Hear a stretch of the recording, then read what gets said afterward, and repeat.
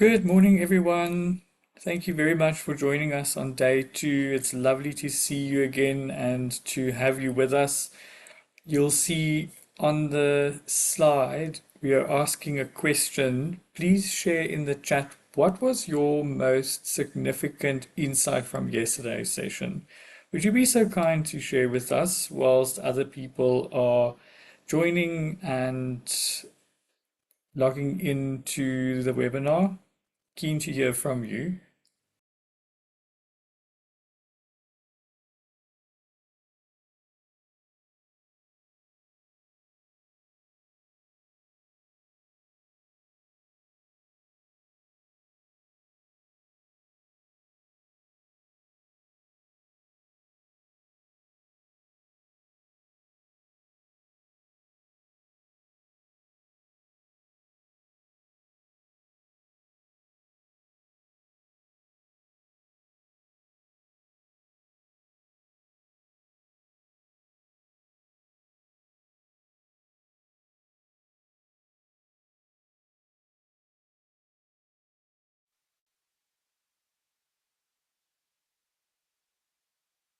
Hello again and welcome if you've just joined us. We're looking forward to day two with you. For those of you who want to share, please, if you can, in the chat, just anything you feel like you want to highlight as one of your most significant insights from yesterday's session, or just how you're experiencing the journey with us thus far. Keen to hear from you before we get started.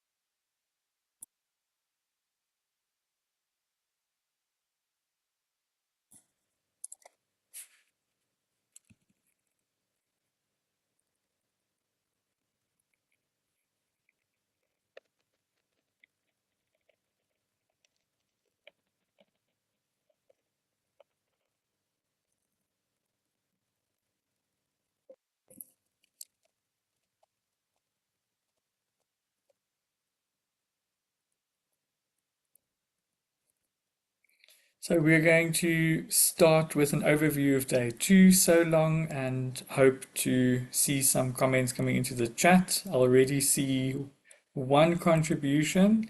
Uh, Thank you very much. I appreciate Lisa's feedback there. The practical way in which this webinar is explaining the drawing standards was most helpful. Really glad to hear that. And thank you. I think, is it Antoinette? Yesterday's session was very informative, and it seems like the LPPT method has also resonated with you. Thank you very much for that feedback as well. Elizabeth, no problem at all. There's definitely a recording from yesterday's session that we'll share with you as part of the, can I call it the pack of templates and outcomes from the 3-day series, but we do want to encourage all attendees to attend and not rely on the recording per se. So I'm glad to just mention that. Thank you, Precious. I see you're also mentioning the framework is comprehensive and that you're looking forward to using it. And that's certainly, I think, something that makes all of us very happy to hear and to see on the panel. Please keep those comments coming in. I'm going to start moving over to today's overview, and we'll highlight some of the comments as they continue to come in. Today, we're talking about the handling of sensitive information in the broader context of data privacy. Yesterday, you may remember Phil-Marie mentioned that today's topic will be focused on this. One or two questions started coming up from the room that hinted towards this topic, so it's a nice segue into this particular bullet point.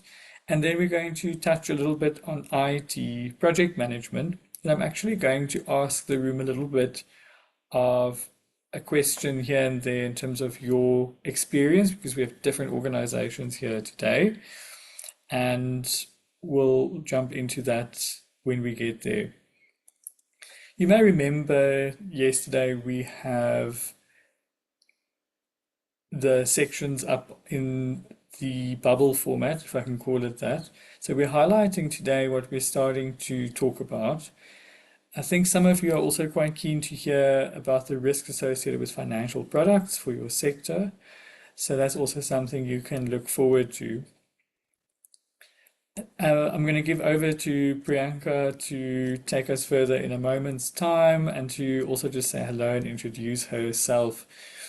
But what I want to just reiterate is we'll continue with this LPPT approach as we started off with yesterday. It sounds like it's really resonated and really glad to hear that.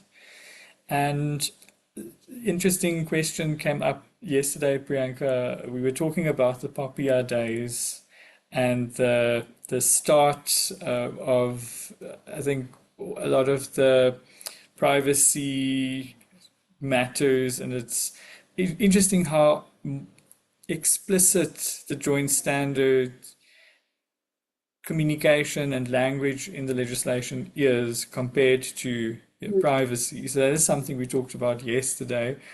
I suppose there's a lot of people in the room who are keen to see how they intersect and keen to hear from you. So, and thank you for joining us for day two. Thanks, Francois, and I'm so excited to be here as well. I'm Priyanka Rath. I sit in the ENS technology team. As Wilmer explained yesterday, we're a corporate commercial team, but our focus is entirely looking at technology against that backdrop of commercial. And my specific expertise is in privacy and IT as well. The reason I wasn't here yesterday, actually, I'm not sure if it came up, but I was actually at an information regulator audit for another client. And I'm excited to share some of the learnings from that session, actually, because it does come into this a lot. So it is very interesting. A little sneak peek I can share with you for the upcoming months is that the regulators currently working on updating Poppy. They're going to be preparing an updated piece of legislation because they do recognize Poppy is not that up to date. So I wonder if the technical and organizational measures that we see in Poppy and the security safeguards are actually gonna change potentially. So, but today we speak on what we know is the law, and until further notice from our government that the law has changed. But as I move through the sections, I will just flag on certain things and certain insights from the information regulator from my session with them this week as well that I think will be helpful to share. So it's hot off the press, so to Yes, speak, Priyanka. very. That's great. So the room here today gets the benefit of some of the insights and learnings from your session yesterday. It's interesting when we look at the definition on screen. Uh, Yes. yeah, it's an interesting bit of language which is quite specific.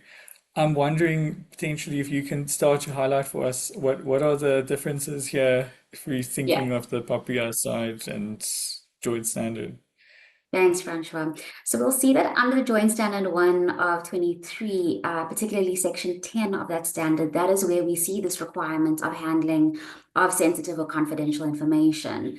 The section is broader than personal information. You'll see as regulated under POPI, we do see the requirement come up as a catch-all. But what this joint standard does is it looks at the category of sensitive or confidential information. So that can include and will very likely overlap significantly with personal information as it is regulated, and that's why we deal with this as it overlaps with privacy.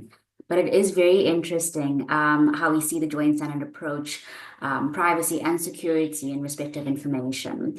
And what it specifically calls out is customer data and proprietary information.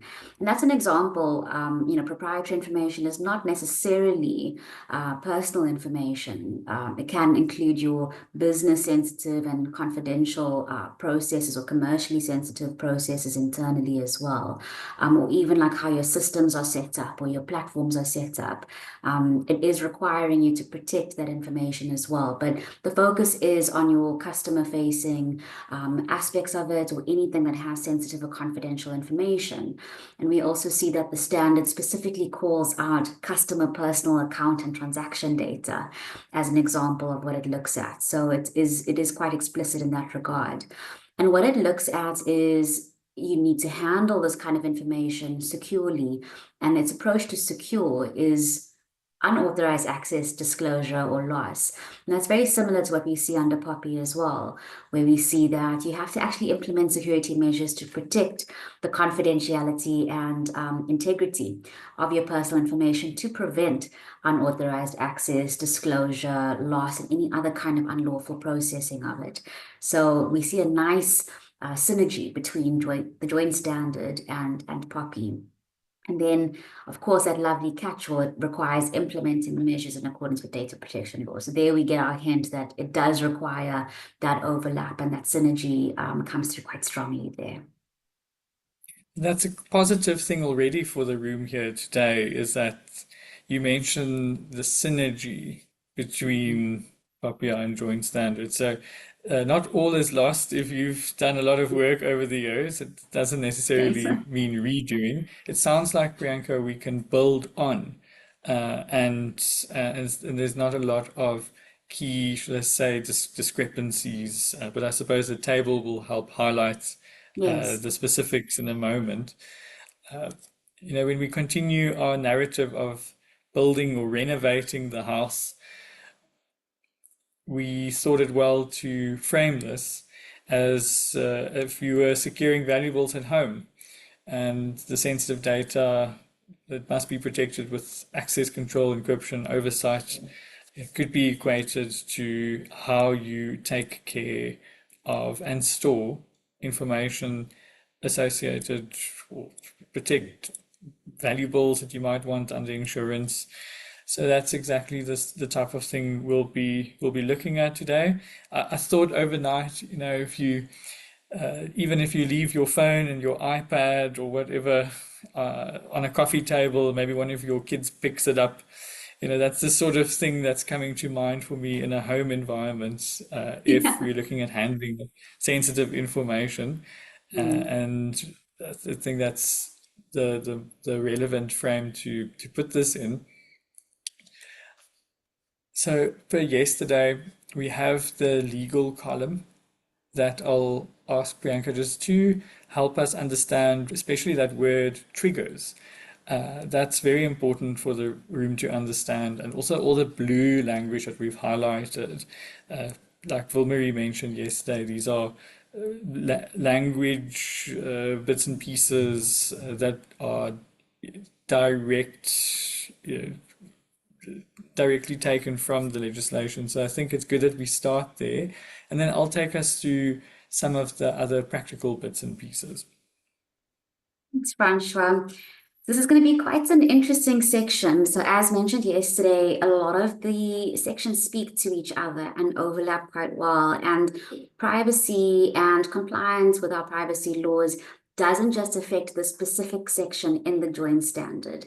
So, for the next few minutes, I'm going to speak about this particular section, which is a section called handling of sensitive or confidential information, as seen on the side of the slides there, and looking at how that overlaps with POPI specifically. But then I'm also going to show you how POPI actually hits a number of the other sections in the slides as well. So that's going to be very interesting to look at, or the other sections in the joint standard, shall I say. So POPI and the considerations around POPI are not confined to this handling of sensitive or confidential information. Much like security, it is also seen as a kind of umbrella concept across the joint standard. But focusing on this section specifically, from a legal perspective, we are looking at the Joint Standard 1 of 23. Obviously, we're looking at handling of sensitive or confidential information in that standard, which is section 10. It overlaps a lot with various sections of POPI, including the regulations. So for example, if we move to our people column where it looks at the information officer or heads of division or department and privacy champions, that speaks quite strongly to the accountability condition we see in POPI. It speaks strongly to the requirements in POPI to have an information officer who is registered with the information regulator, and where it is applicable for your organization to also have deputy information officers appointed as well. Something interesting from the site visit that I attended for a client earlier this week with information regulator, they were actually asking questions about the decision or non-decision of the company to appoint deputy information officers. And we know it's not a legal requirement to have a deputy information officer. It is discretionary. It is something that as a business you decide, the complexity of the personal information that passes through our business is not so severe or so high to justify appointing additional DIOs. One information officer is enough. That role is enough to be handled by one person. We don't need to delegate. We don't need to engage further deputies. But it was an interesting line of the conversation with the regulator where they were very curious as to whether the company had actually considered it, made an informed decision about appointing or not appointing deputy information officers. So it is something to think about as well, especially if you do have a site visit from the regulator that you might expect similar questioning. Also considering that even if you might not have deputy information officers, as an organization, how do you speak to accountability? Are your heads of your divisions or your departments within the organization, do they understand POPI? Do they flow it down to their people within their departments? How do they actually help the organization overall implement POPI and those provisions as well? It shouldn't just be something that the information officer takes completely for herself or himself to do. It is not their burden to shoulder. It definitely is a formal allocation of role and responsibility. They have to register themselves, but their ability to discharge those obligations rests and depends quite strongly on the overall organization's compliance. And for that's why we say heads of department or divisions, or even having like privacy champions. I mean, Francois, we floated that concept quite a lot when we were doing POPI compliance initially for our clients several years ago, is looking at this concept of the champions. People like fancy roles and fancy words to describe what they're doing. But it's not a formal role per se. It's not a term that the legislation recognizes, but it is something, again, that helps the organization as a whole to be compliant. So that's actually quite interesting, is the accountability overlap. And of course, IT, this is an IT joint standard. Your information officer would work quite closely with the IT department as well. So it is not even the department, it could be the head of the department, your system guys as well, just to help the implementation of this. And especially this requirement, which looks at customer transactional information, personal or customer accounts that are processed on any IT systems or platforms. So for example, banking apps and things like that, you would necessarily depend on the technical expertise of your IT team. So that's where the overlap comes in.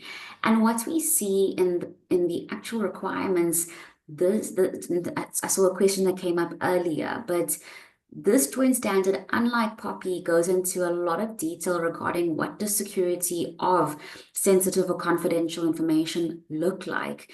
So just to give you an example, what it starts with by saying is that every financial institution has to define, document, and implement measures. So those are three distinct processes. You have to know what your measures are. That's the definition part. You have to have it documented somewhere. And this was also a very big question from the regulator this week, is Where are your measures? If I have to ask you for your policy, can you provide that policy to us? So where are your security measures detailed? And not just where they're detailed, but this third step, the implementation step, that's the most critical part. It's pointless having beautiful definitions of your measures and beautiful policies that have been, prettified with your company logos and your commitments to security, but in actual fact, nothing is being done. So that third step is the final and ongoing step that has to always be met. So we're looking at you have your measures defined, you have them documented somewhere. Now, what is happening to those measures? How are they being implemented? And to that end, what the joint standard says is that those measures must actually speak to protecting the sensitive or confidential information in the environment. And this is where it calls out explicitly customer personal account or transaction data, but it's not limited to those two categories. Remember, the scope of it is quite wide. Anything that is sensitive, anything that is confidential. And in the FI context, that could be everything that is, customer facing. So it is really quite significant there. And is specifically looking at the data that is actually stored and processed on these systems.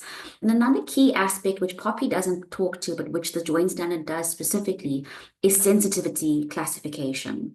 So what it's saying is that when you're looking at your IT risks in your environment, when you're looking at your information assets in your environment, and you're trying to define the protection measures and document them, are you also classifying the sensitivity of that information?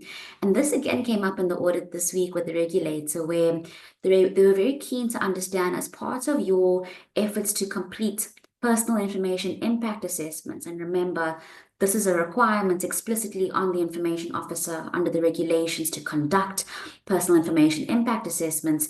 But the regulator was very curious as to, in conducting those impact assessments and understanding your personal information, the records in which they sit, have you as an organization classified the risk of that personal information? Do you consider this category of information to be low risk, medium risk, high risk? Based on how you classify it, have you then implemented security measures that are proportionate to those risks? And although Poppy does not specifically and explicitly call out sensitivity classification, it is implied as part of the processes of looking at the risks in your environment and saying, well, this is a high risk, therefore I need to implement a very strong and high level of security on this type, because, for example, it is collecting race-related information or transactional information and all of that. And just on that point, what I would also like to flag is that we mustn't be distracted by Poppy's definition of special personal information. It is very specific categories are brought up by special personal information, which are sensitive and very severe if something happens to any of that information in terms of a compromise. But what that definition does not do is it excludes a lot of other categories of sensitive data that could also equally pose a risk to a data subject if that's compromised. So an example of that is bank account information. Bank account information is not given that higher standard of protection by the definition of special personal information under POPI, but it is still an extremely sensitive category of information. And in South Africa's context, if that information falls into the wrong hands, we can have a lot of fraud happening, phishing scams, and those are often the main types of breaches that happen, especially in South Africa. So that's also something important to bear in mind, and why I like how the joint standard approaches the definition of information a lot more broadly, recognizing sensitivity of information and not just looking at special personal information. So when you're classifying your data, you shouldn't just be looking at, okay, it's special personal information, therefore it's high risk, and anything that is not special personal information is medium risk. No, you actually have to consider what would happen to my customer if this information is compromised. That is how you approach, your risk classification as well, or it's a very good way of approaching it. And then just to move on, if you look at the second bullet points all the way down, the blue items are actually specifically called out in the joint standard section 10. So another question earlier is, does it actually go into technical measures or organizational measures you need to have in place to secure? Yes, it does. This is a distinction from Poppy. Poppy just says, up to you, but you have to make sure that you implement both technical measures and organizational measures to secure the personal information in your environment against unlawful access, acquisition, destruction, and all those types of processing that's not authorized. But what the joint standard does is it says in protecting the information, you have to specifically implement logical access control. What does that mean? Logical access control. That is a very technical measure that would be implemented, and I'll hand over to the CyberLogic team in a couple of minutes. Just unpack some of these fancy technical words. What does that mean? Logical access control. But they were also looking at access management generally, which is a security measure that Poppy definitely supports, not explicitly, but implicitly, because it says you need to make sure that anyone who's accessing information is authorized. So by implication, what measures do you have in place to prevent unauthorized access to information and processing of that information? How is that achieved? If I in my organization try to open a link in a shared drive, will I always have access to any links in the ENS shared drive? Or would it be something that is dependent on my role in the company? Maybe I'm not supposed to be having access to information that only our senior management has access to. So it's things like that. Another aspect, and Franch will also be getting into this in specific detail, is that the joint standard specifically calls out data loss and data theft and data leakage. You have to have measures in place to prevent these things from happening. So again, an example of a technical measure that is not explicitly called out in Poppy, but which the joint standard does. So it is a legal requirement on you to have these in place. And what does that mean? Data, having measures in place to prevent data theft, data loss, and data leakage. We're going to find out shortly. What it also looks at, and this is a nice segue with condition 5 of Poppy, is it says you have to make sure that the information that is processed within your systems and between yourself and your customers is accurate, reliable, and complete. What is the one word that's missing from here that condition 5 looks at? It is up to date. So remember, with condition 5 of Poppy, we look at those 4 aspects. Information that you process must be accurate, reliable, complete, and up to date. And the idea of that is to secure the integrity of information. And again, this was another question that the information regulator had this week was, what measures do you have in place to check on your information quality? It's not enough to just, collect information and assume it's all good, it's all grand, it's all accurate and complete, or don't worry, I have a sneaky term in my privacy notice that tells customers that they're responsible for the information quality. No, as an organization, what are you also doing to make sure and maintain information quality? Do you have measures in place or contact channels that your customers can use to notify you of changes to their information? So, for example, their bank accounts information or a change of address. To make sure that you're sending the statements to the right person and the right details, and how quickly do you action those requests. So the regulator was also very curious about your data subject request management, which also comes into this requirement of joint standard 1, which is to make sure that information is accurate, reliable, and complete. And then finally, what it looks at is saying you have to be doing independent reviews. Independent reviews are a must to make sure that you do have logical access control in place, that you do have measures in place for data theft, data loss, and data leakage, and that you do have measures in place to ensure that information is accurate, reliable, and complete. And importantly, the qualification is on independence. It can't be something you're doing internally with your IT team. You'd have to engage an expert like the CyberLogic team to actually come in and do the review for you, because the regulator, whether it's the information regulator under Poppy or the PA and FSCA, they might ask for those reports from your auditors or from your reviewers to check that there is compliance with this condition. What I've also pulled out on this in the process column for this slide is everything else that might not be in the standard, but which would be logical and natural conclusions for how you apply the requirement or how you implement the requirement to handle information securely. So, just an example, I like the suggestions from the Cyberlogic team on this in this column, which is, for example, a data classification quick guide. It's not an explicit requirement, but it dovetails into the requirement to have classification in place. Now, you might be thinking, where do I start? How do I know how to classify information? So that's why it's included as a process item there. And also sensitive data security standards. From our side, the legal side, we will always say have a contract in place. As FIs, some of you are not doing all of your system managements internally. You might have outsourced this. And this also came up a lot in the conversation yesterday is when you're engaging third parties who have developed the platform for you or who have done all these other pieces for your systems and your products that are sitting on your platforms. Do you have contracts in place with them that help to flow down these requirements to them? Do you have NDAs in place with them, especially if they might not be a vendor yet, but you're onboarding them or you're wanting to test their technology to make sure it works? So you do a proof of concept with them. At that point, do you have an NDA in place? Or at that point, do you have a privacy agreement in place? Very important to think about that. The last thing we look at on that slide or on that column is the intragroup privacy agreements, especially for a lot of FIs that have very complex structures that information might be moving between your different entities or even across border.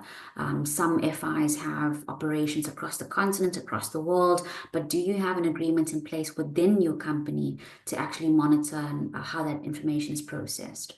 So that is basically an overview of POPI as it intersects with this particular requirement, as we have had, in the sessions yesterday, and we'll continue to have the to-do list on the side that helps to just understand what are the tangible outcomes that you need to consider that are applicable to your organization as you move through these sections and the requirements, and consider risk generally across the environment and implement appropriate measures.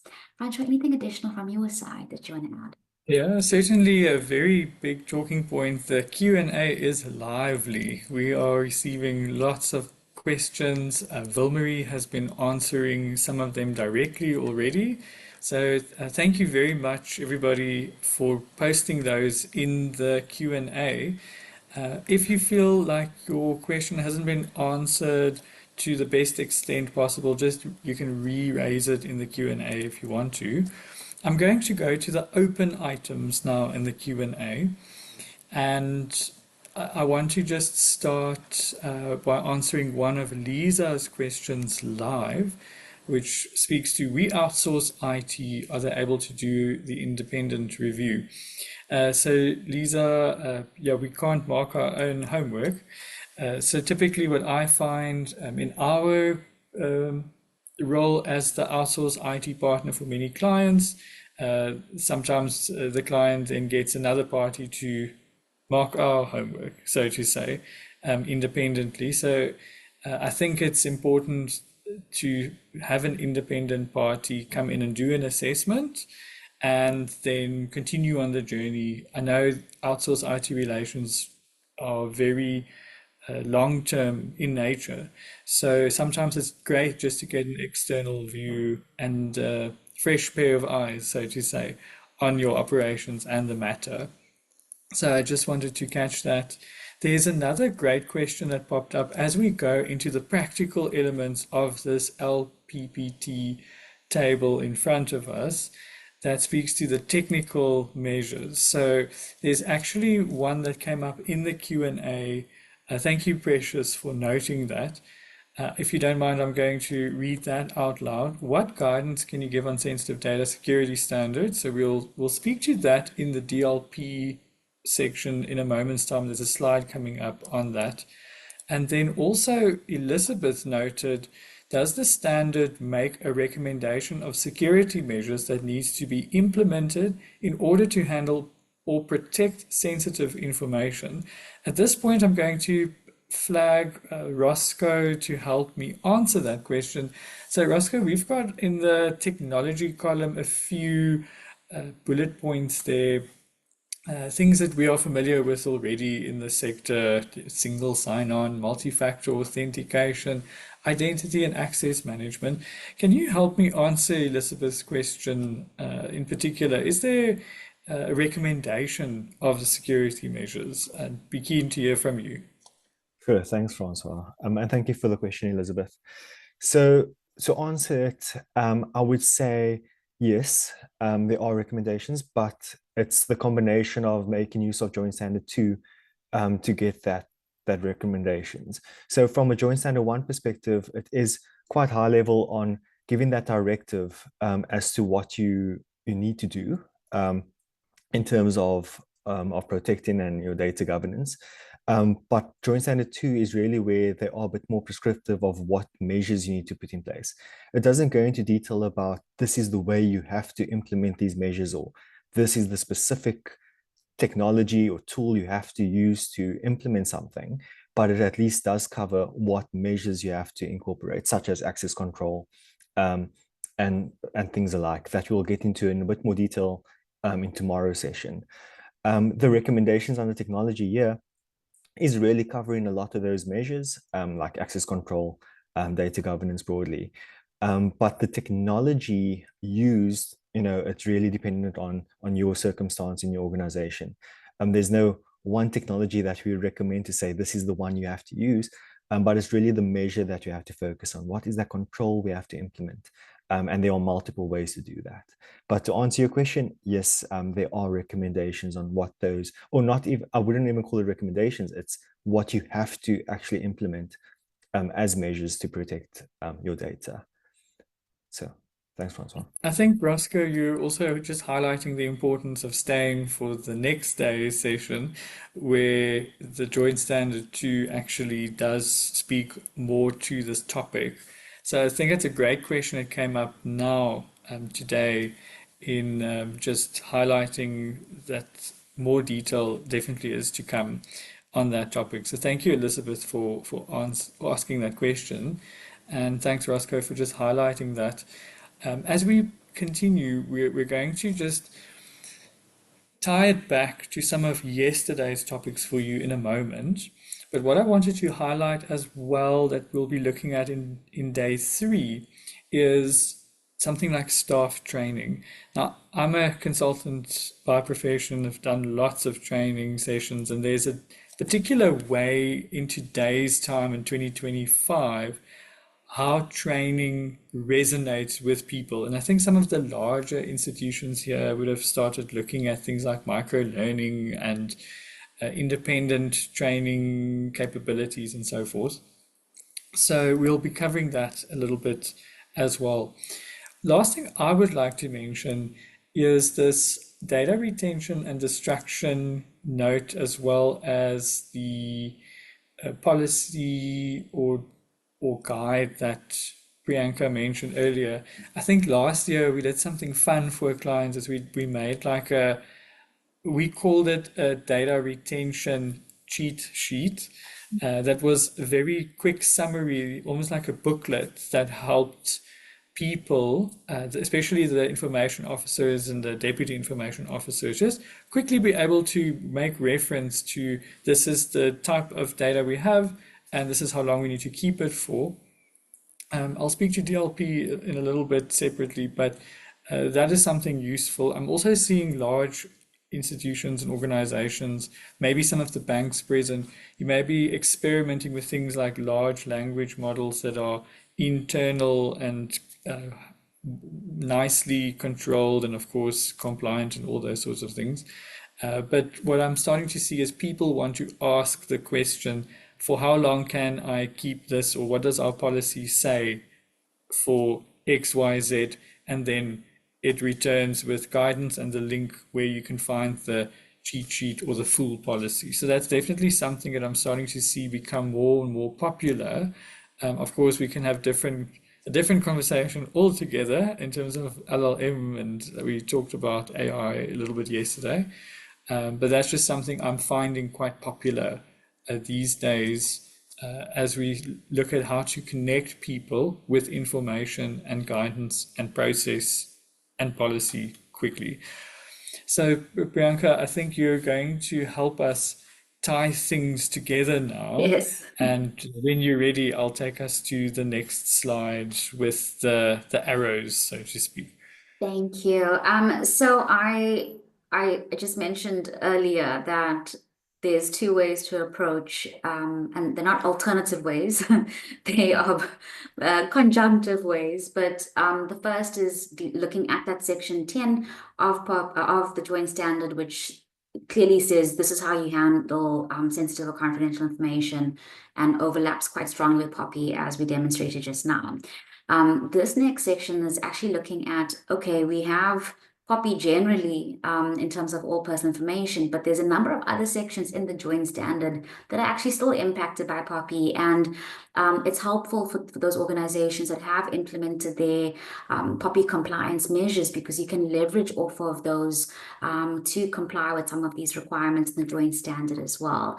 And that's really just our hope for these sessions we're doing with you is trying to avoid you reinventing the wheel, redrafting policies, putting a lot of time, effort, and money towards that, where you actually have existing things in place that you can adapt or synergize with your compliance with the joint standard. So let's have a look at what else it hits. So we have the red bucket in the middle, handling of sensitive or confidential information. But as the arrows come up, we are hitting IT governance and strategy, IT risk management framework, IT operations, and also risks with financial products. So they are, these sections, and I'm going to get into them in a bit individually just now. But you would have had yesterday's session, which looked at your first three: IT governance and strategy, risk management framework, and IT operations. So maybe the wheels were already turning yesterday for some of you, especially our DIOs and our IOs in the room, thinking, hey, this sounds very similar to what POPI requires of me. Maybe I can find a connection there. And yes, absolutely you can. So I'll show you that in a second. And then risks associated with financial products is a focus for our session today as well. So I'm going to touch on it, and then I can come again later when we actually get into the depth of the risks associated with financial products as well. Okay. So for your IT governance and IT strategy requirement, that was the first thing we discussed yesterday, was in the IT strategy and governance requirement. This is what we're looking at as POPI. Specifically, condition 1 of POPI is the accountability aspect. And Vilma did touch on this yesterday when she was looking at the requirement in the context of the joint standard and that specific requirement in the joint standard. But again, having an IT strategy in place would engage your information officer and your IT and corporate governance structures internally as well. What is a question that comes up a lot for us, especially if your head of IT or head of technology is not the information officer or not the deputy information officer as well? A question that comes up a lot for us from clients is, how do we manage the relationship between, for example, head of IT who is driving IT strategy and an information officer who is maybe sitting in your compliance function in the business? Are we saying that the information officer should take a back seat? Are we saying that privacy is really an IT role? The answer is no. As with a lot of these things and compliance frameworks, things can't operate in silos, especially considering now data really is so fluid. It moves between organizations, departments, and divisions outside of those as well. So responsibility actually can be shouldered by several people from different perspectives. So if you look at your IT side of things, there's a massive role there in helping to figure out, what the systems look like, what is their role to support the compliance function. But the information officer and deputies, if you have any, do need to have a very active role in the development of those governance structures. So if you go back to what I was saying earlier about how you do have these structures in place, you have the information officer, you might even have deputies, you might have privacy champions in your organization as well. That is governance. We are looking at how do all of these privacy roles support the overall governance function. And that's why we say here IT and or corporate governance, because it does recognize that having a strategy in place might actually pull on multiple different roles that are already sitting in your corporate governance structure. So the idea is that your information officer should not be consulted last minute. They should be involved in those discussions upfront, involved in the structures upfront as well. So whilst Poppy does look at, yes, you must have an information officer appointed and registered, and these are their roles and responsibilities, and if you have deputies, this is what needs to be done. That is not to be viewed in a silo. Privacy is not a separate function that operates, in a little tight little bubble. It bleeds across the organization. It has that touch point everywhere, especially because data is everywhere, and like all the data we have now, a lot of it does contain personal information. So it is important, and that is why whatever policies are developed in compliance with, for example, a joint standard, because of the significant overlap with Poppy and your privacy compliance, there has to be that consultation with your information officer. There has to be input so that they can consider, okay, does this policy actually impact my data breach policy? Because I have a data breach policy specifically dealing with personal information incidents, but now I see my IT team has their concept of a data breach being broader than Poppy and personal information. So what we will often see that some organizations do incorrectly is that they will have multiple policies. You'll have IT team having their own incident response plan, that what happens if there's a data breach. But then meanwhile, the IO and the DIOs have had their own Poppy compliance data breach policy. How do the two speak to each other? Because when an incident occurs, you're going to need to leverage off your IT capabilities, and you'll need to engage their policy and your policy. It doesn't make sense. And when a data breach happens, you need to be ready for it to respond and react and contain and mitigate. And for that to happen, there has to again be the synergy between IT and compliance. And a lot of what I'm saying is stressing the situation where your IO is not sitting in your IT team. Sometimes it's simpler that way, but a lot of people confuse that Poppy with protecting electronic data. It's not just electronic data, it's everything. It's your hard copy records, it's your soft copy electronic records as well. So that's an important thing as well to think about, who is your information officer, who are your deputy information officers. So there has to be that input. And I saw a question earlier about, is it fine to reference policies instead of, just reiterating the whole thing? Yes, because that helps you to prevent multiple policies, being put in place where there's confusion as to which one actually applies. So it's very important to have that discussion to help enhance your compliance with Poppy's requirements on accountability, but also to ensure your compliance with the joint standard and what it requires of you to be accountable at a board level, senior management level, making sure that you understand what your information officer is doing with data, and being comfortable and confident that they are being meaningfully engaged. Anything additional from your side, Francois? There were some questions in the Q&A earlier in terms of the role of the IO and the DIO, and I think this was just very good to highlight the importance and how that role intersects between joint standard and POPIA. It was a very well, I think, topic to cover, well worthwhile, should I say. So look at the note below as well, just for those of you who haven't seen it. In the next couple of slides, you'll see the condition from POPIA coming up in the next couple of slides. So now we're going over to condition 7, being security safeguards. So Yes. Priyanka, also highlighting the IT risk management framework that we looked at a little bit yesterday. Yes, absolutely. And condition 7, I would say, is the heaviest Poppy requirement that comes through across the joint standard 1 of 23 as well as 2 of 24, which we'll be discussing tomorrow, which is the cybersecurity standard. But it makes sense. Condition 7 is security, and it's not just looking at your safeguard, it's looking at your contracts with your third parties, it's looking at your response to a data breach if it happens. So your IT risk management framework, much like your strategy, also needs the consultation from your IO or your DIO, depending on if you have those in place, and if maybe your DIOs, there's one role specifically tasked for managing security. So it is important that there is involvement from the IO and DIOs on the development of the IT risk management framework. We brought across again the requirements that we discussed yesterday, just to remind you. But what the distinction between this slide and yesterday's slide is that this one actually looks at where is the PI overlap, where is the POPI overlap. So for example, under POPI, you are required under condition 7 to identify the risks in your environment in relation to personal information, whether these are in relation to personal information kept in hard copy or electronic.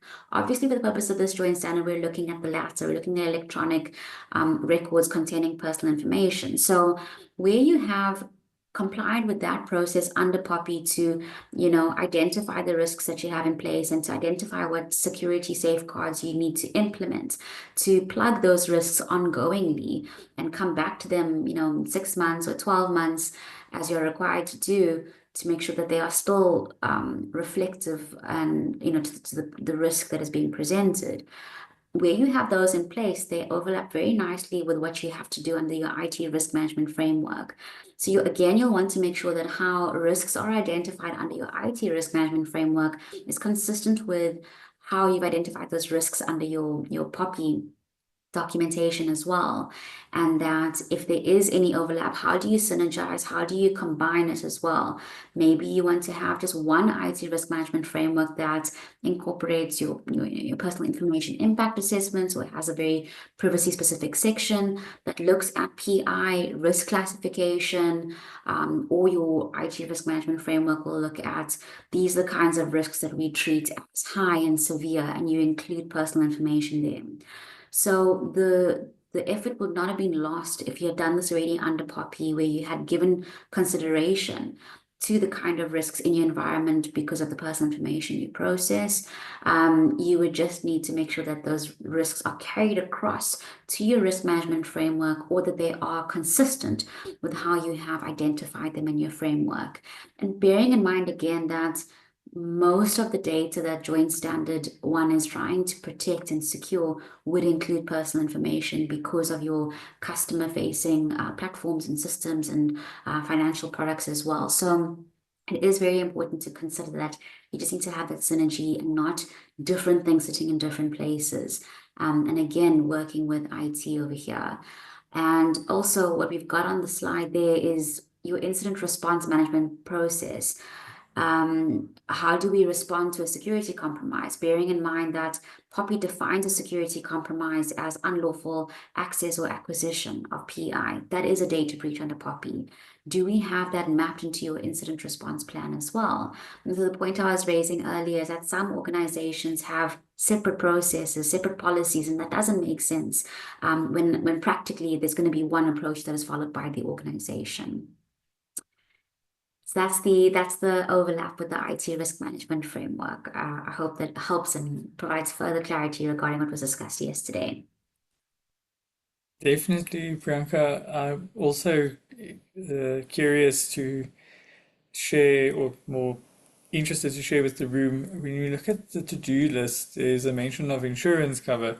I was actually chatting to a major insurer yesterday, and this is also an ever-changing world. So if you're a smaller organization, to be insurable is also an increasingly interesting conversation to have with the smaller financial services organizations, and what it takes to have cyber insurance, and what is an acceptable risk to cover.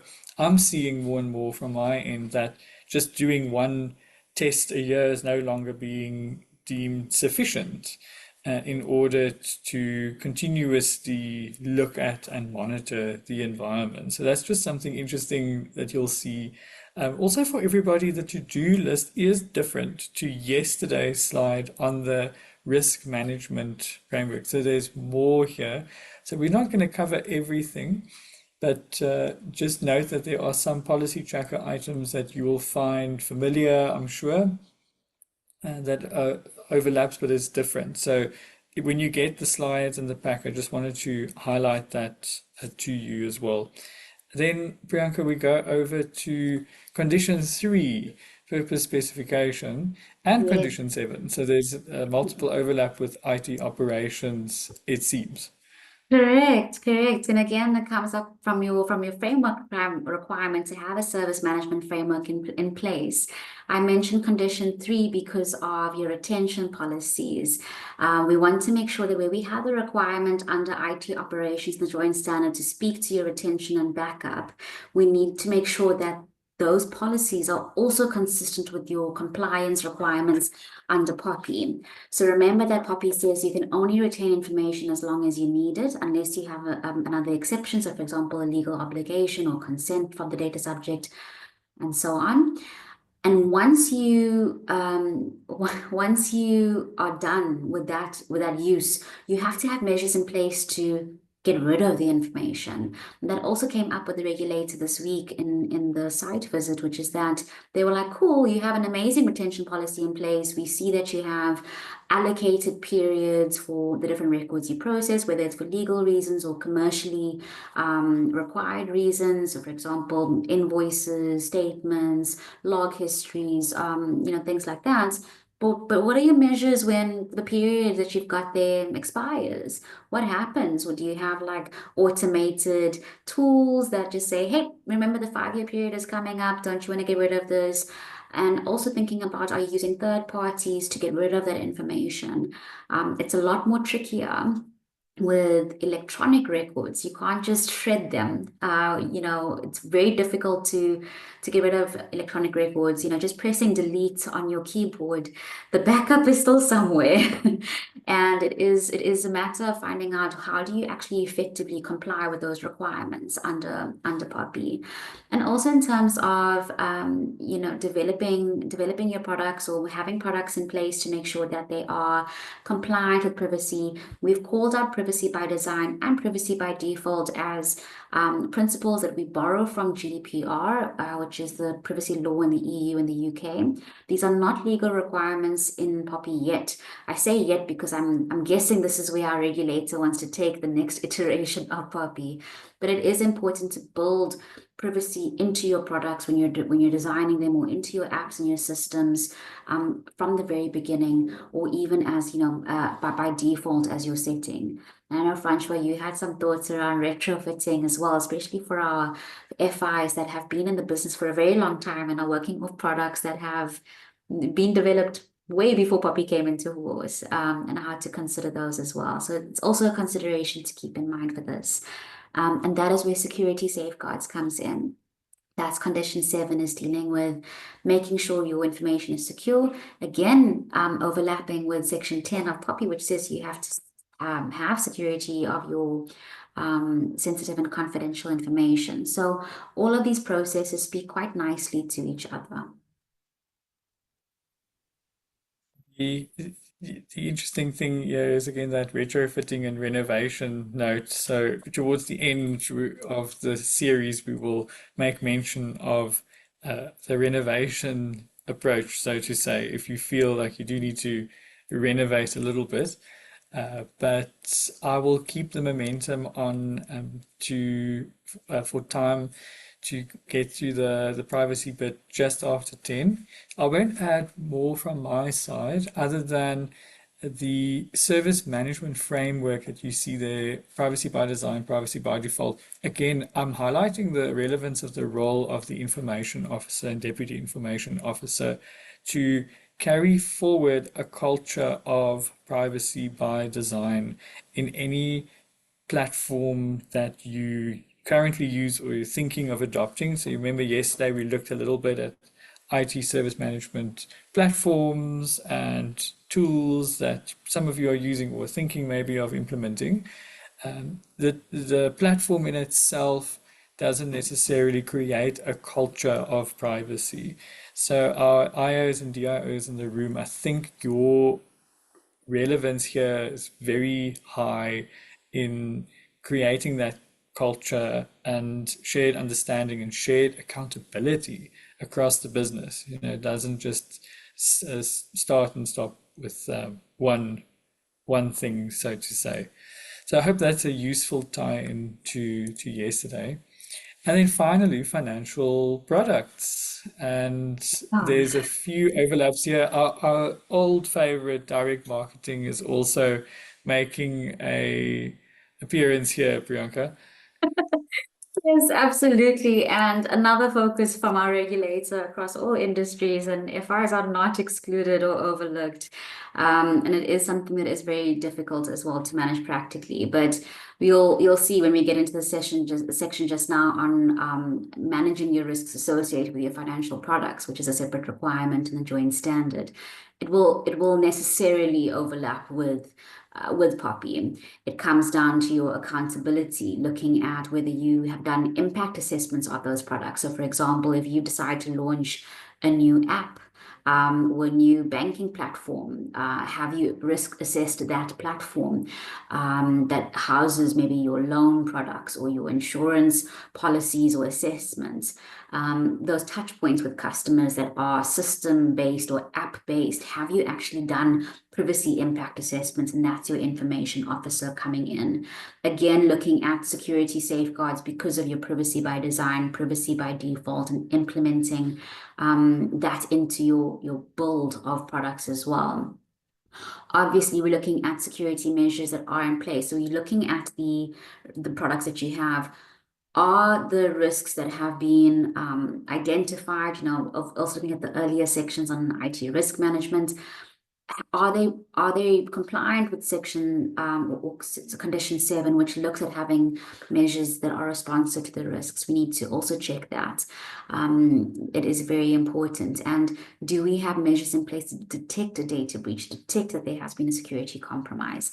That's quite critical because financial products are a very hot target for the threat actors out there because of the kind of data that they can actually access and exploit if they breach your walls of your house, so to speak. So it is really about what measures you have in place to even see that something malicious is happening and what measures you have in place to actually respond and mitigate that particular compromise. Obviously, creating awareness of security measures with your customers as well. I see some very nice notifications and disclaimers from a couple of FIs where they do a lot for campaigning cybersecurity. That discharges your obligation to have measures in place and protect your customers. But it also is a very good look for a company from a business side if you are actually really genuinely trying to help your customers take care of themselves and their security. Direct marketing also comes up. You'll need to think about the direct marketing provisions of Poppy. Are you looking at current customers or prospective customers, and how do you comply with your requirements under Poppy to manage opt-ins? Opt-in is always a default for prospective customers, but for your current customers, you don't need to get a specific opt-in, but regardless, you have to have very clear measures in place to manage opt-outs and follow through on opt-outs as well. And then finally, looking at also condition 7, operator contracts. If there are any apps or products being developed for you by a third party to help you provide a financial product or service to your customers, what do those contracts have in place? Are they compliant with Poppy, and do they respond to the risk presented by the processing? And beyond that, once you have the contract in place, what are you doing to implement it and enforce compliance by third parties? Thank you, Priyanka. I also see some activity in the Q&A around frequent assessment of risk. So I thought I'd just highlight that. Thank you for the questions that are coming through there. What I'm seeing in the market is it's no longer sufficient also just to have one test a year for something. There's the proactive, you'll see the word proactive often in our slides. So for those of you who are asking me the question, it's important to have a proactive stance towards managing your risk continuously tests are great, and we are seeing the need for them to happen more frequently, but they're also a snapshot in time. So you need to have a balanced approach with tests throughout the year, but also continuous risk assessment, like continuous vulnerability management, for example, is something that comes up. So thanks for those questions in the chat as well. If And you're the okay testing with that, also, hi, Francois. I was going to say that it also comes up under our discussion tomorrow for Joint Standard 2, because it's also explicit 100%. requirements there. And the regulator can also request copies of your pen test reports and things like that. So this is the regulator under POPI that is. So it is definitely a measure to have in place. Yes, thank you, Priyanka. So I think tomorrow you'll also see, for those of you who are asking these questions, the specific mentions for testing. So that's exciting for tomorrow's session. You'll also get a far more insight from Roscoe and Genevieve, who are closer to cybersecurity expertise than I am specifically. So that's very, very good to mention.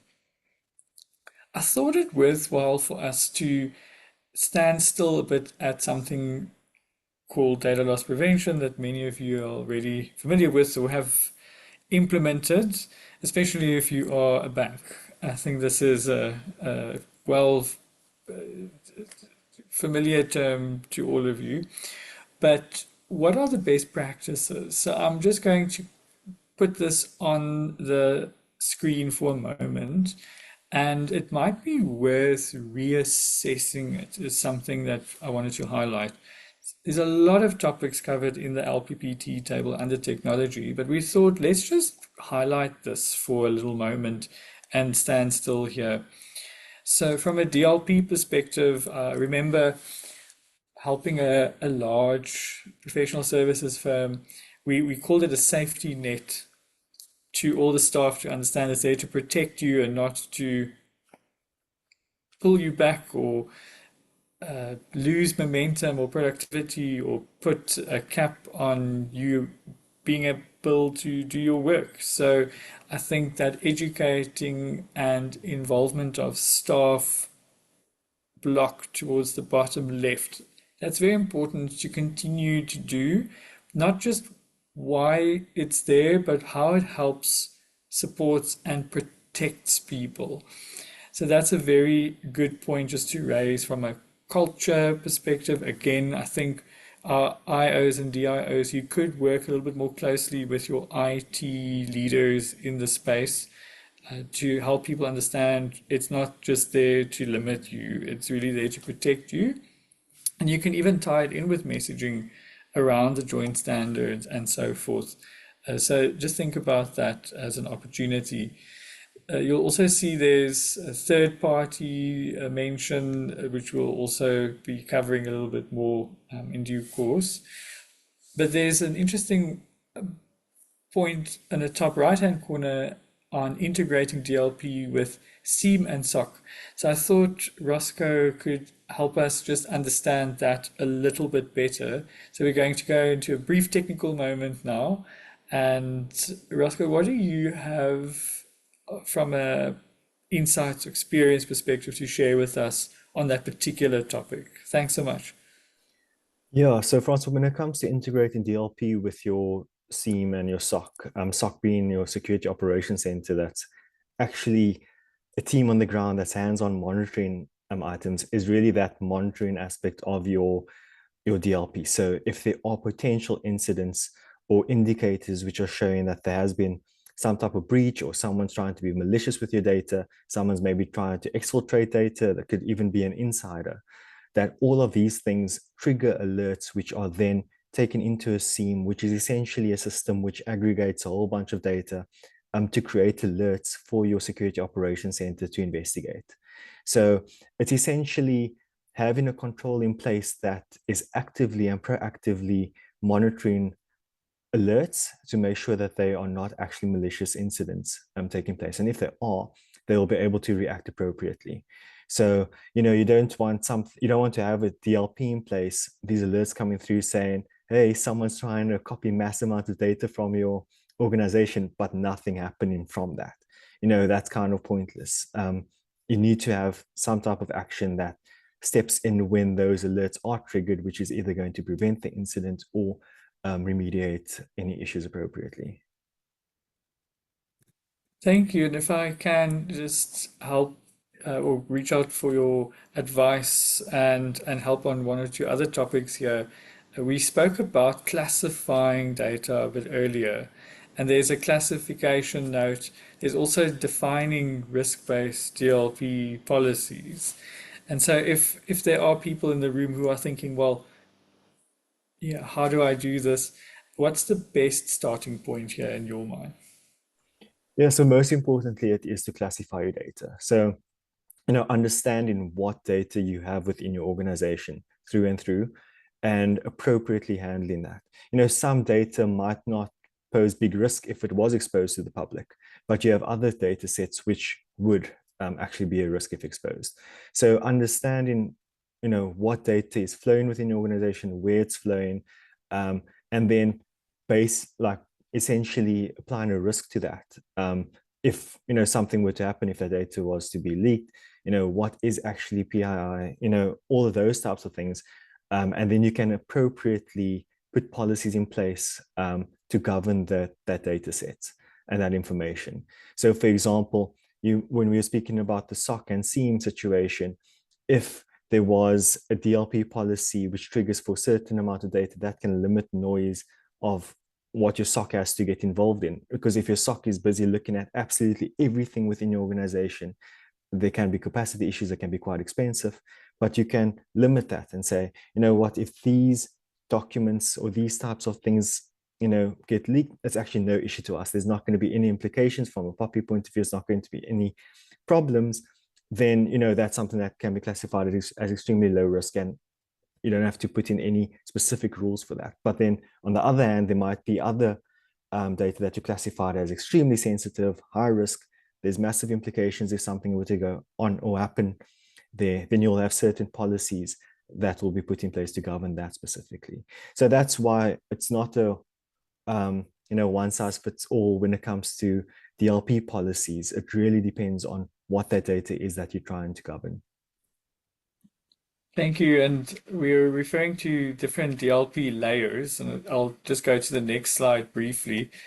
I think it's important to revisit this if you're a financial institution making use of DLP, and that it looks at network, endpoint, cloud, and email. Just have a look again, is my suggestion. There's some generic examples to the right-hand side with platforms that typically help with that.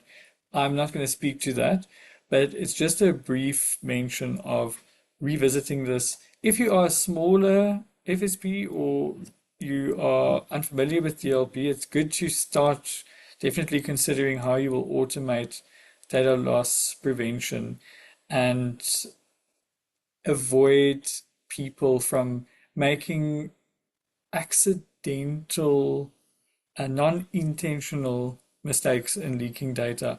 I think the main thing for me was always people don't necessarily leak data intentionally, right? It's accident, or it can just be human error, and DLP really limits human error from creeping in and saving somebody from accidentally sharing something in an email or similar. So those are hopefully relevant, quick, practical mentions of DLP and data loss prevention. So thanks, Roscoe, for helping me with that section in particular. We I now go think, on to, sorry, yeah, Francois, just to close out that one point, and you know, we were speaking about analogies and just tying it back to something that's relatable. You know, and this is stepping sure. away a little bit from the house analogy, but if you think about, you know, if you step into a takeaway place, let's call it KFC. You go into KFC, they have their very amazing chili spice or chili salt that they have that I absolutely love. And they have the sachets, right? But you can imagine in the back, they also probably have a whole, you know, massive sachet with this spice that they probably have on hand. If someone was to walk in, you know, someone comes in and they take a handful of the sachets, that's available to you as the public and as a customer, and they walk out, it's not really that much of a big deal, right? Because you get those anyway. But if someone had to step into the back and grab the massive thing, of this special spice or whatever it is, that's obviously an issue because that's not meant for the public. So those are the types of things. So if you maybe a security guard working at KFC and you have to see someone walking out with sachets, it's classified as low risk. It's not bad. It's for the public. But if someone had to walk out with this massive thing that they're not supposed to have, that should trigger alarm bells in that security guard to say, hey, this isn't right. They're not supposed to have access to this and walk out with it, so they take action. And that's similar to your data. There are some data sets that are fine to be publicly exposed. It's fine to be given out freely, but then there are other things that you would classify a bit differently. So thanks, Francois. Thank you. That's a very useful narrative to put that in, and I appreciate that. I'm also suspecting some of our attendees may be opening their Uber Eats app Yes, soon to order lunch. So myself that was also a included. good mention. Taking us further into the risks associated with financial products, Priyanka, this is a very important topic for today. Mm. And I find it interesting that in the language we see very specifically mention of IT risks and not just risks generally speaking. Yes, absolutely. Because what this requirement actually requires FIs to do is to clearly identify what IT risks are associated with their financial products or systems. And once those risks are identified, to actually put in place security controls, anything regarding system availability and recovery, which also segues quite nicely into our segment just now on business continuity and resilience. But it really is just about looking at what products and services do you offer that are using your IT systems, essentially, or apps or platforms, really just any kind of infrastructure that is technological. And what are these risks associated with these financial products and these services? And what measures do you have in place? Hence my earlier segment on security safeguards and PIIAs under POPI, because that's exactly the kind of assessment that's needed to be applied here. So you can use similar methodology, but it really is looking at what's happening for anything that is internet facing, anything that is online, and making sure that you have security measures in place to protect your customers and your organization overall from cyber threats. In our house analogy, it's almost the same as the safe Yeah. or a safe that you can store your valuables in. But there's also different levels of protection that is relevant depending on the risk profile. So in the LPPT table, I see we have a number of familiar stakeholders under the people side. And there's mention even of the Cybercrimes Act, which is interesting to see it make its appearance in this table. So Priyanka, what are I suppose the legal foundations here that are important for us to consider? So we're looking obviously at Joint Standard 123, but supplemented by whatever financial laws are applicable to your FI. It obviously differs between the different FIs based on your sort of governing piece of legislation. There might be additional requirements in there regarding the kind of products or services that you do offer to customers. So that needs to be kept in mind. And obviously, Cybercrimes Act, which is an act that came into force recently, but which criminalizes cyber attacks as well. So, for example, hacking and all of that. What you actually, as an FI, should be doing is making sure that whatever products you have implemented or services that you are offering through your systems, through your internet-facing infrastructure, that it actually remains resilient to these threats, to lower and diminish the risk of cyber crimes being committed. You have a very specific obligation under the Cybercrimes Act, but it's not yet in force, thankfully. Now that I've said that, maybe I've jinxed it, but there are reporting obligations, if you are aware, of any cyber crimes being committed using your infrastructure. So to do that, you obviously have to have measures in place to detect this. And that is why we come back to making sure that you have identified the IT risks in your products, in your services, and have plugged those appropriately.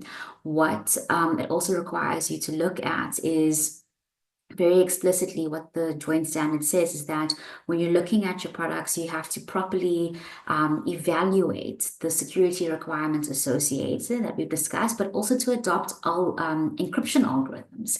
So here's another example where you have other laws that might not be as prescriptive, as explicit regarding the kind of measures you need to implement, but here we see it's a very clear technical requirement explicitly on you to have in place encryption, which align with best practice. It doesn't say, which are aligned or with POPI or anything. It actually puts you at a higher threshold, a higher standard of compliance, which is your encryption methods need to be aligned with best practice. And this will evolve all the time as the threat landscape evolves, as threat actors become more sophisticated, more intelligent in how they breach your security. So you have products, you've identified the risks, you've put security safeguards in place. Obviously, those in security will understand you can't just sit back and be like, phew, I'm done. I'm done for now. It's continuous, it's ongoing. You have to make sure that the environment is continuously robust enough to guard itself against these shots that are being fired at the perimeter. So that is why we have the requirements on the joint standard being very explicit around encryption algorithms. It also looks at making sure that your detection measures that you have in place are quite robust. It wants you and requires you to establish monitoring systems, to put the burglar guards in place, to put the alarm systems in place for your house to make sure that you are able to pick up any risks. It won't be helpful to say, well, we responded quickly or we mitigated quickly. The question will still come down to, okay, but did you have the measures in place to even detect the issue? We've seen a lot of reports being published by reputable stats providers globally saying that sometimes it can take an organization up to 6, 7 months to even realize there's a threat actor in the environment. And the question will come down to, was this reasonable? Did you have the measures in place to respond to the risks with your products and your services and your systems that are facing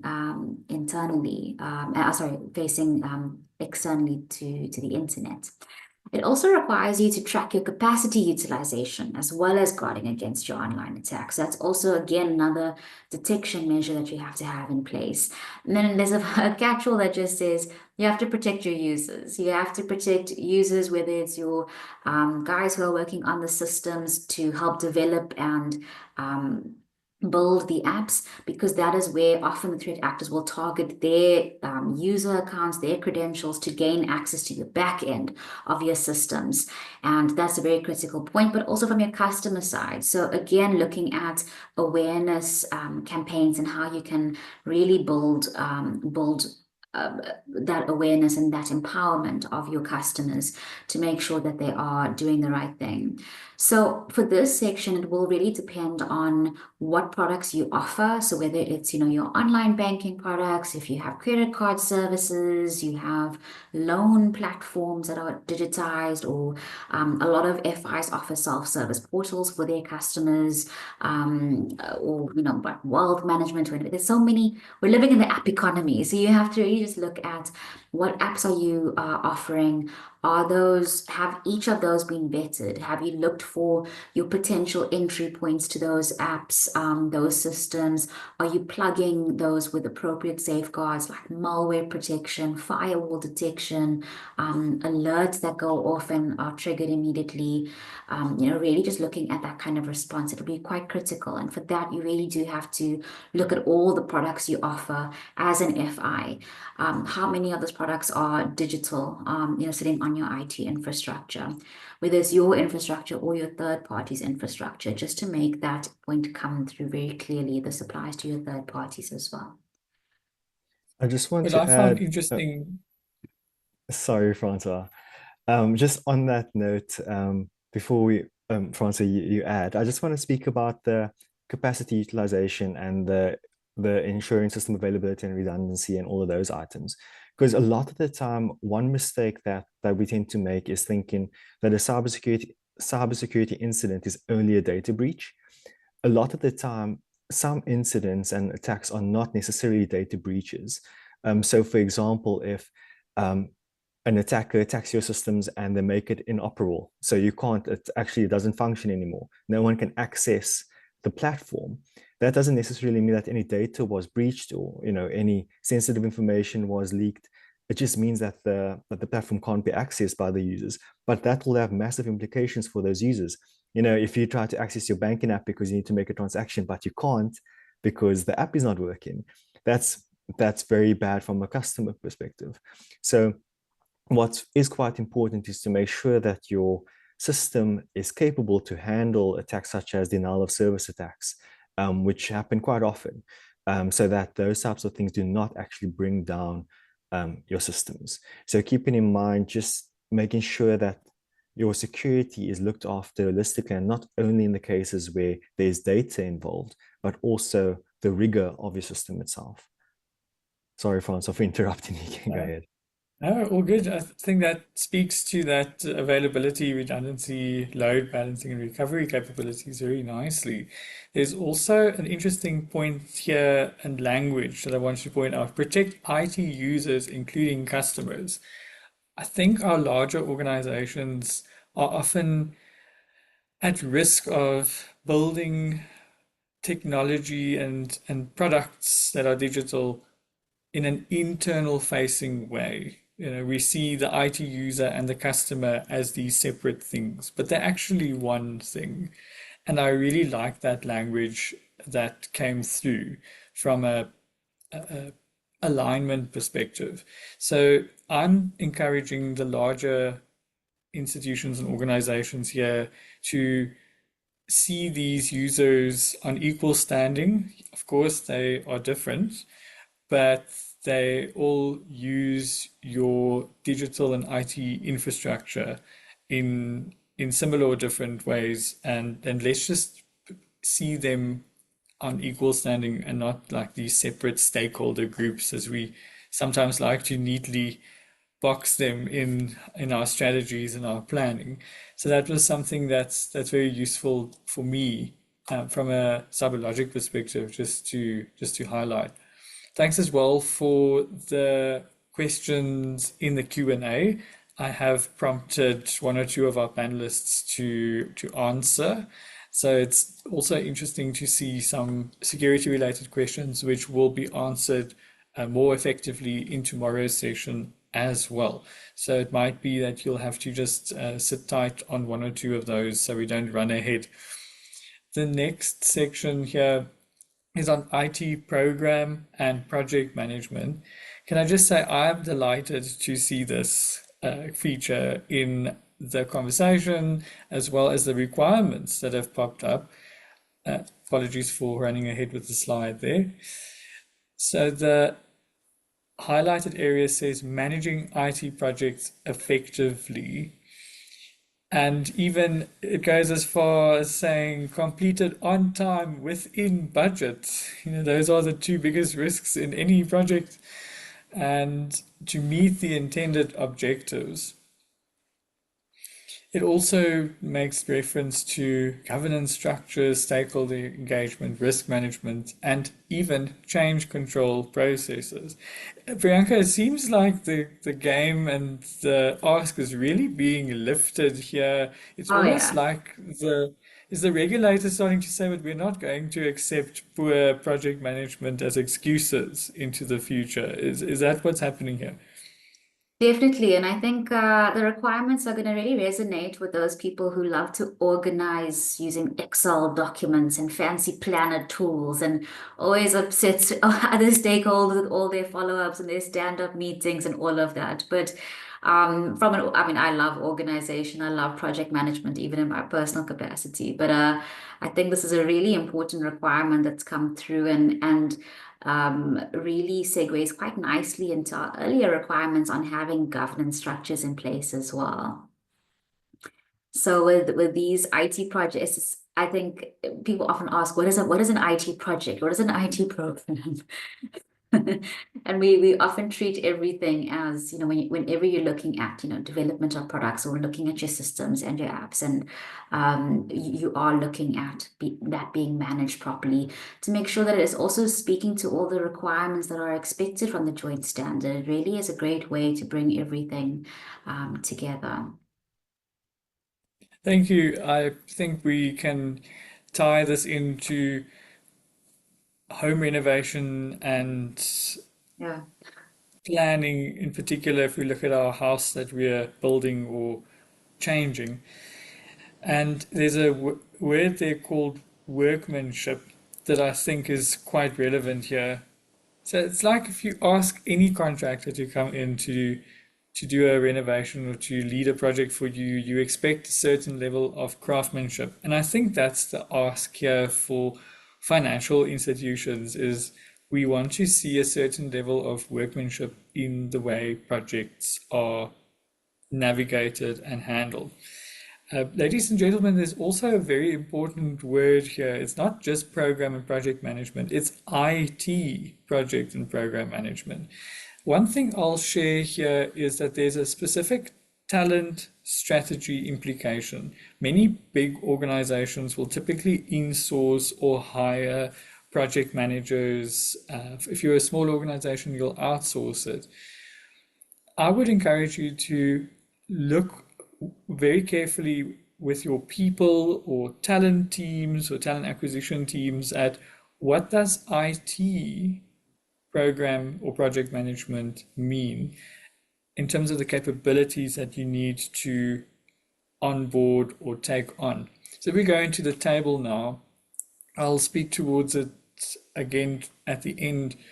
The the thing I find is often missing is we hire project or program managers, but they don't have IT related backgrounds or digital transformation backgrounds. And that's the blind spot that I would like to highlight. Of course, Cyberlogic is very well experienced in IT program and project management. It's a service that we offer. So it's something that I'd like to highlight. But let's go back to you, Priyanka, again on the legal side. I see there's quite a few notes, even on outsourcing within banks. So I thought let's start there and I'll come back on the technology and to-do list side. Yes, absolutely. Thanks, Francois. So yes, we've called out joint standard 123 because that is the source of the requirement, but Francois will discuss that in a minute.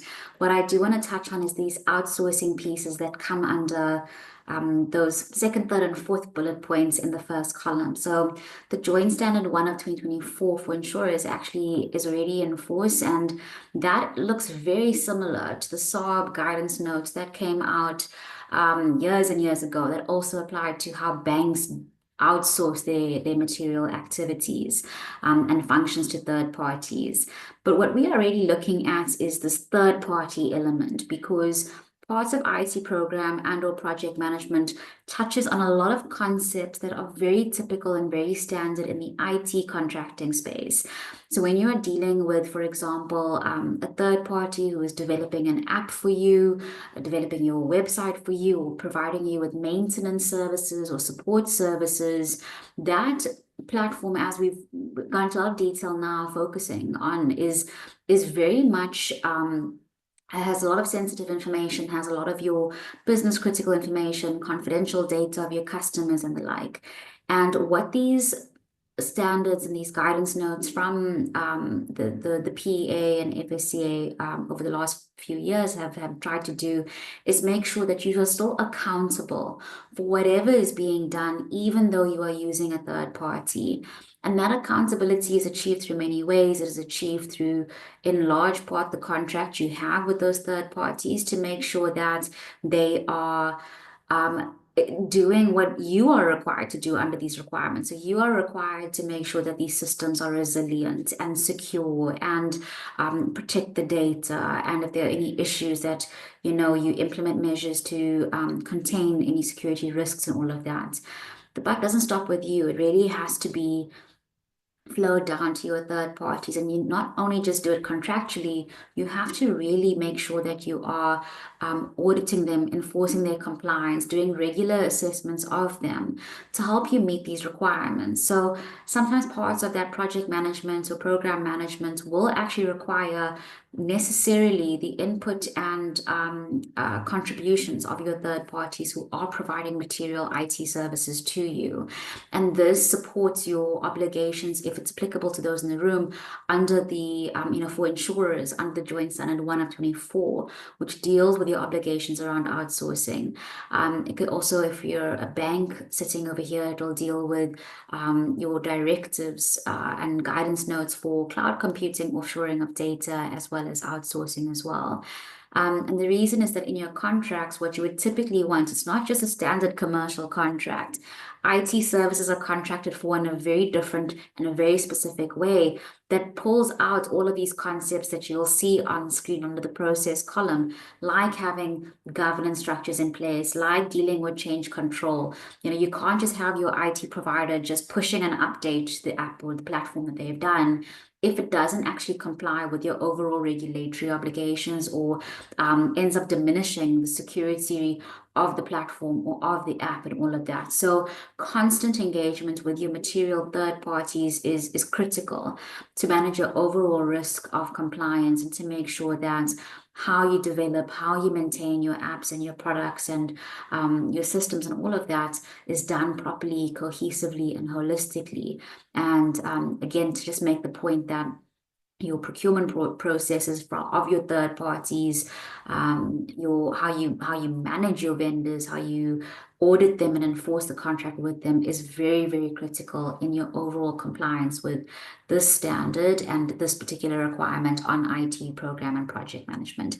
Hence, we've called out quite a few aspects here. Procurement, legal would also be here, your IT governance committees. So your IT guys will be very familiar with these concepts because they like governance. They need that structure. They want those weekly or bi-weekly engagements with their third parties to understand what they're doing on the systems and the apps and all of that.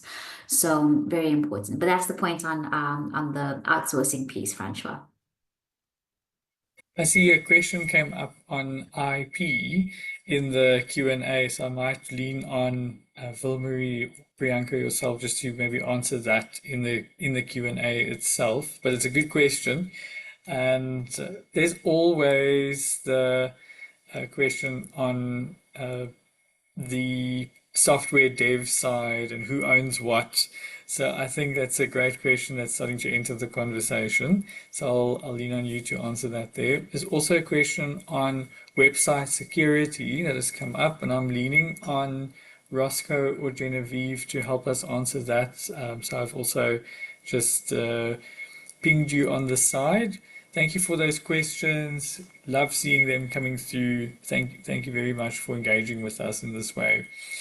So what I wanted to point out is in the technology bucket, there is this other blind spot, especially for the larger organizations, where you might be leaning on the project management tool or the platform so much that we're almost working to please the platform or the tool. And then what starts happening is people work for the platform as opposed to the platform working for people and empowering people. So that's why I feel it's very important when one does a gap assessment, in whichever way you feel you want to take that forward, that there's a project or program management framework and best practice consideration when you do the gap assessment. How are we doing it today?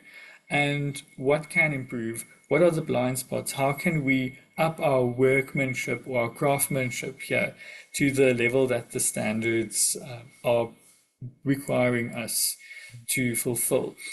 The other thing is there's a frequent misinterpretation, in my view, between what is project and program management. And often we think we can just get by with a certain level of expertise and have multiple projects running concurrently. I've crossed paths with some excellent program managers in your space and in your sector. I mean, they're like famous. and they're known for running large volumes of projects really well. And the thing I wanted to highlight there for you today is those people really effectively lead through others and know how to empower their project management colleagues and their project leads to set them up for success. So program management for me is very leadership centric and heavy. So when we look at a gap assessment from a IT program management perspective, that is something that I would look at more specifically in a gap assessment exercise. So I hope that's useful for you in the room. I also did a LinkedIn article on tech talent, and that tech talent is not just what we typically think it is, i.e., software development and so forth. Project and program management is definitely part of tech talent, and they also have different needs from an employee value proposition perspective to keep work and career planning valuable and to keep them stimulated professionally for the next challenge. So those are all the points that I just wanted to briefly raise on the IT program and project management side. So just want to come in just before you move on to the next section. Certainly.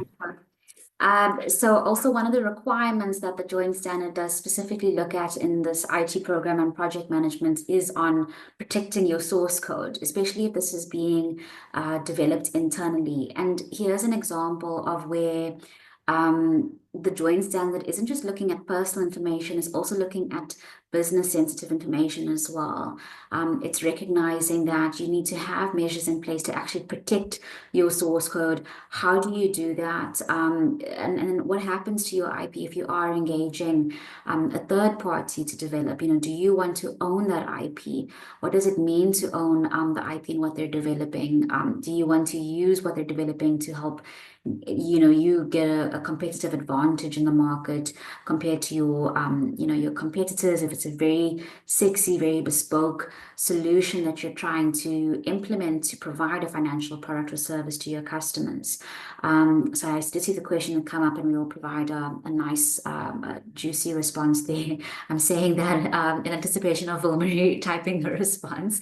But it is a very important thing to safeguard. So it comes back to the contract point as well. So your contracts with your third parties that would cover all of these IT considerations from a program and project management perspective, but also be looking at IP as a very big piece of that, as well as privacy. Privacy comes back again to the conversation because again, we're looking at there's very few exceptions to the rule that if you're using an IT service provider, they are an operator for you. They do have access to your personal information or your customer's personal information. And as a result, you're going to need an operator contract with them. And that can all be dealt with under one agreement. You don't have to have, 1,000 agreements with one third party. Everything is consolidated. I just wanted to make that point, Francois, just to see what is being typed in the response. Excellent, thank you. And I've also marked it as answered live. I see Vilmarie is also responding to that question in the Q&A. Thank you for catching that quickly, Priyanka. The last section for this morning is about IT resilience and business continuity. And then we will wrap up day 2 of our webinar series. This is a fun section for me because we can tie it back to the house analogy so strongly as South Africans. But let's quickly just look at the definition here, or the language highlighted. Continue operating during and after disruptions to IT systems. I think that and after really resonated with me, Priyanka, because we don't always think about it. There's definitely in the language overall from the joint standards this proactive approach that's coming through. Anything that you wanted to highlight for us here before we go back to our house story? No, go ahead, Francois. I think you covered it perfectly. Thanks. I joked the other day, I think it might have been in conversation with you, where South Africans, we're almost like uh, elementary level electricians. We can all talk in what kilowatt hour kVA. We know how much battery it will take to boil the kettle. So it's definitely a familiar framework for us from a house perspective. So maybe you have a generator fixed to your property and there is a fire risk. Maybe there needs to be testing for recovery plans and redundancy for continuity, water tanks, all of that. So these can be familiar a framework for you if you have a property and you've had to look into these sorts of things recently. And the the language that is in blue, I'll let Priyanka speak to you again, as well as the legal piece. But just under people, see, there's crisis management team. I feel like the intersect between IT and the crisis management side is becoming more and more important as we look at dry runs, fire drills, uh, tests, and these sorts of things, how we respond, as the language we saw in the earlier slide alludes to. So, Priyanka, what would you like to highlight for us here before we go over to some of the practicalities? Yes, absolutely. Thanks, Francois. So the joint standard goes into a lot of detail of what IT resilience and business continuity means. And again, it comes back to what's happening to keep your systems resilient. But say there is something that disrupts that, how do you recover from that? How do you make sure that the business remains operational? And this is also a key focus area of the outsourcing requirements applicable to banks and insurers under the guidance notes and under the joint standard as well that came up for insurers recently. But business continuity is key. I mean, especially for an FI, you can't afford as a business, but also based on your role in terms of the country and the customers across the country that are using your services. You can't afford to go down. So what the standard looks at is making sure that you have implemented actual measures to make sure that your systems are intact, that there is recovery, there is resumption priorities, whether this means your data center gets blown up, a physical disaster, or there's something like load shedding. I mean, we all are very familiar with this problem in South Africa, but it's not an excuse. You can't just say, there was load shedding, so our apps are down or our platforms are down. You're expected to actually have systems in place to respond to those kinds of disruptions in your supply or ongoing provision of a system, especially one that is customer facing. It also is very interesting that it does specifically require you to have your recovery side, whether it's your backup sitting in a data center that is geographically somewhere else other than where you are primarily based or where that data is being, where it's primarily based. And obviously that is looking at as well, your physical risks. If there's a disruption to your physical site, you can't have your backup also going down. So it is actually looking at how do we make sure that it's segregated to make sure that your backups are continuous and operational, to make sure that as a business holistically, you are able to continue functioning. And again, we come back to some contractual requirements. If you have your third parties that are helping you with your systems or any of your products or services that are online, what service levels do you have in place with them? And that's where this acronym SLO comes in. It's also SLA, but it's really looking at your service levels to make sure that you want to make sure that your products are like 100% available to your customers. But you also accept that there'll be times when a customer logs into the banking app or the platform and it just says it's down. But you want to make sure that how often that happens is minimized as much as possible. It's going to result in a lot of frustration for your customers, but also it prevents them from being able to use your services, which are critical for them. To transact, to do anything that they need to do. So you need to make sure that with your third parties that they have also committed to robust service levels to prevent that downtime happening. And again, making sure that you are continuously operational. And what the standard also looks at is making sure you have these processes in place, again, coming back to preventing disasters, but also responding to disasters as well, and any kind of impact to the business, making sure that if you're using a data center, whether it's your own data center, maybe it's on site, or it's the Amazon one, making sure that you have assessed your providers, your data center providers, testing their resilience, testing what they're doing for you, making sure that the backups are readily available, making sure that they can then be responsive in the event of a disruption, either to you or even to them. You got to ask them, where's your own backup? What happens if your data center goes down? What happens to us? Also, obviously, yes, this is an IT document, but it recognizes that a lot of your IT infrastructure is physical. And you obviously have to have physical security measures in place to protect that IT infrastructure as well. So, for example, fireproofing where your data centers are, or your physical infrastructure is, or preventing those kinds of incidents from happening. And of course, coming back to testing recovery, you can't just wait for the disaster to actually happen. You have to simulate disasters. You have to actually play pretend and see, is what you have in place sufficient enough? And also looking at your network redundancy as well. And that also comes back to the considerations regarding, what happens if you just go offline? Then what?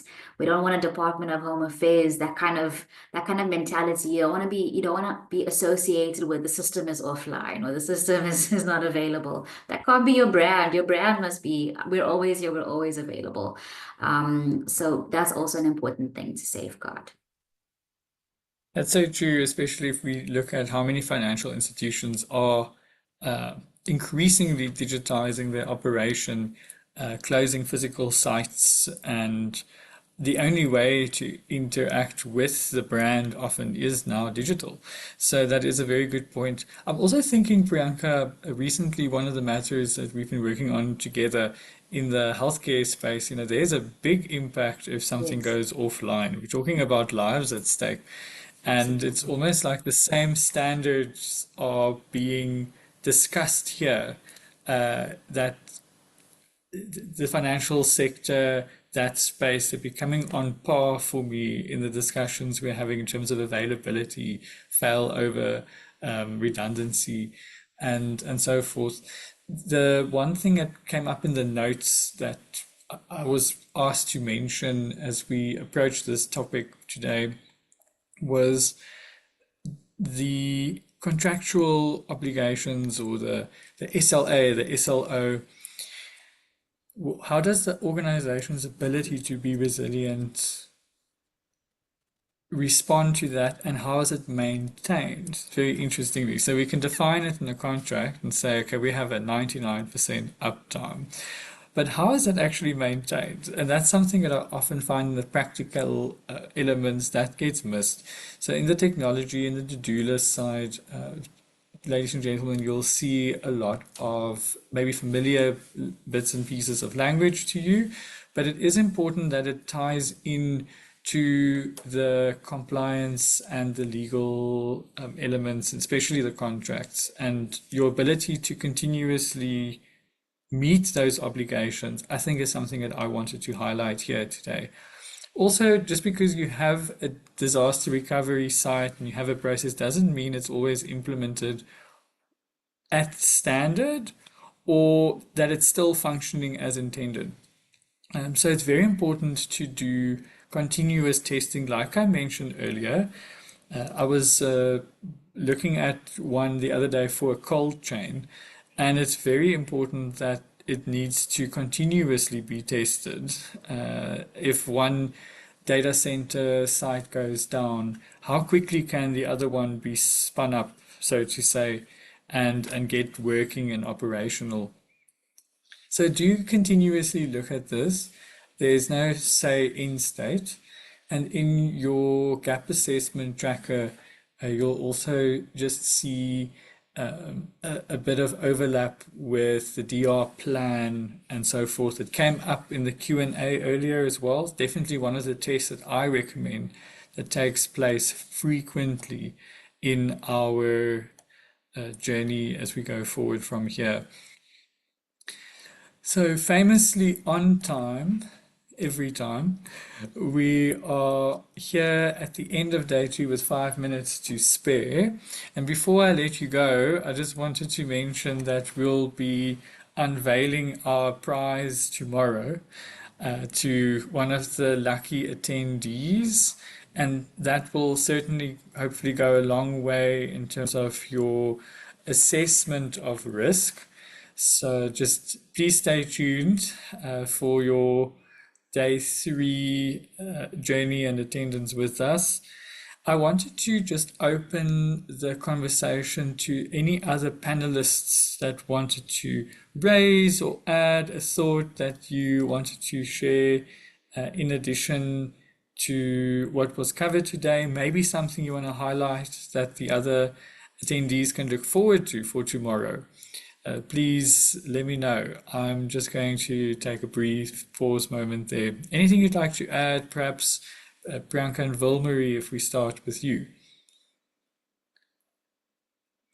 I can't believe we're already at the end of day two, Franco. That's all I'll say. And it does feel like a lot of content has been discussed. But my only point is just to say I hope that it is becoming clearer to everyone about how we do have a lot of overlap with existing frameworks to help you leverage off of that compliance, and especially with these sections that we discussed today.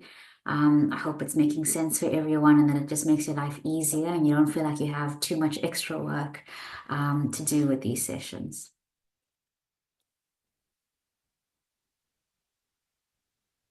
Anything from any of the other panelists before we close the session?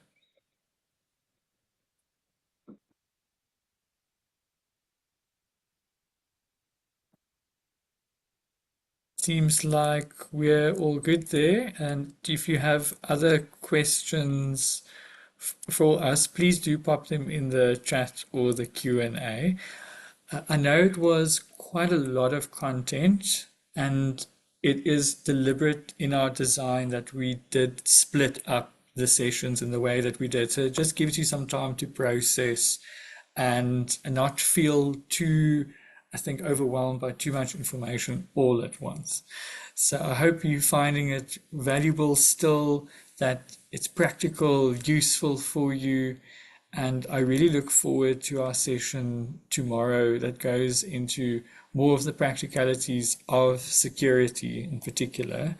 So, ladies and gentlemen, thank you for joining us once again. And I look forward to seeing you tomorrow and to end our journey off. Thank you very much and have a great day further. Thanks, everyone.